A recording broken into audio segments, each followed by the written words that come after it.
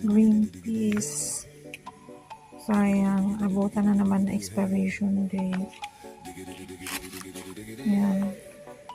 Hindi ko napansin. Talagang from time to time, talagang i-check natin yung mga paninda natin kung kailan yung expiration date.